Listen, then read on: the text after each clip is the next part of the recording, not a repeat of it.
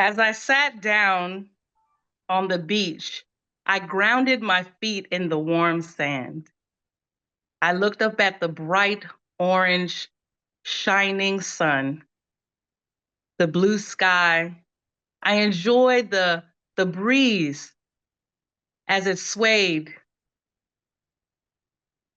The palm trees seemed like they were dancing as green coconuts hit the ground. I looked over at my auntie,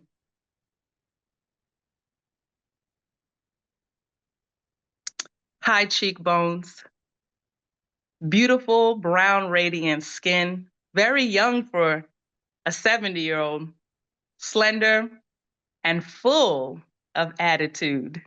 Queen-esque, my auntie, born and raised in the Caribbean. One day she calls me and she says, Nisi, we're looking to find out more information about our ancestors and we're going to Trinidad. Are you gonna come with me? And I said, yes, auntie, I'm coming with you. When we first arrived, I had my older cousin. He had a taxi service, so he picked us up. That was very custom in Trinidad. You can't have family coming and no one's there to meet you at the airport. He burst out of the car as we were walking up. He said, hey, cousin, what's happening? What going on? I said, hey, cousin, how are you? He gives me hugs, and I want to feel at home, but it hasn't yet sunk in yet. He took us, he said, hey, listen up. I'm going to take y'all over here to get some doubles. It's like this breaded type of flat tortilla with curry and chickpeas in it, and it's very spicy. So good. And it took me back to remember my parents throwing these elaborate weekend parties. That's what we used to call it, partying from Friday to Sunday. The music, my aunts and cousins and all of us running around, we would listen to the stories of Trinidad, the food, the culture. And I knew one day, even as a young girl, I would want to go see it. I wanted to be there. And as we were there, it didn't hit me. Where had my ancestors been? The home that I so loved and not feeling yet connected to. Well, another custom in Trinidad is when family comes to visit, especially from the States, everybody knows.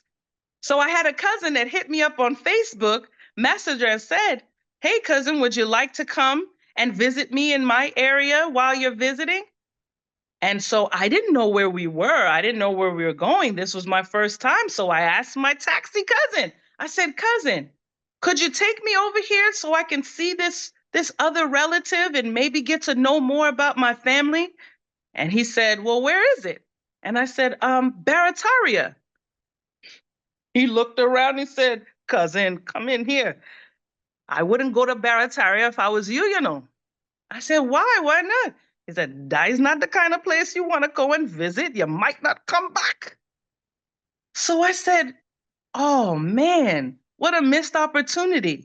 I was disappointed because I really wanted to connect with the land that my ancestors were first born and raised. But we were there 2 days and my aunt took me to this carnival.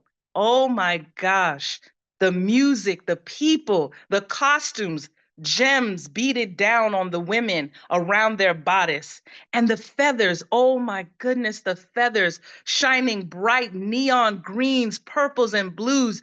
The men looking like warriors with their bodies out and their pants, and they were marching and we could hear the soca and the calypso with the steel pan drumming, bum bum ba-dum, ba-ba-dum, ba-dum, bum ba-dum, ding ding ding ding ding. And me and my auntie, we danced. Oh my goodness, we danced.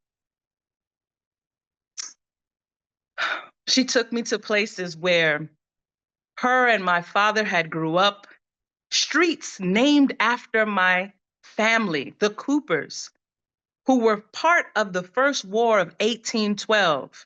And that's how they came to be there. paving roads and building buildings and shops. That's where my history was. Streets named after the Coopers.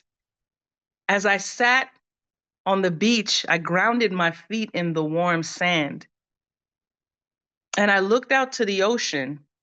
I stood up and walked toward the roaring waves.